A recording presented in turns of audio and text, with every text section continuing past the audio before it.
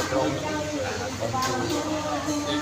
คนจันทร์สาวครับเป็นแรงตายแต่ว่าตอนนี้หัวกันของพวกเราปัดเรามาเยอะด้วยปัดนะ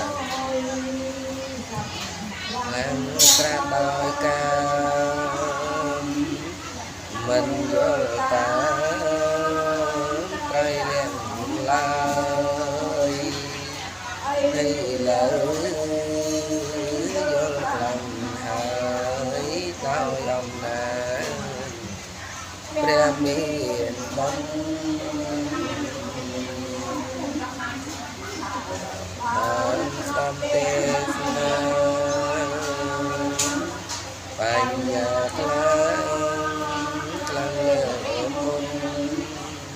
មុនព្រះដ៏មានបុណ្យដោយស្រង់ទេសនាគុណបរិស័ទដែលជាប់ខាត់ដោយមោហៈហើយការមានបញ្ញាប្រកបទីនេះ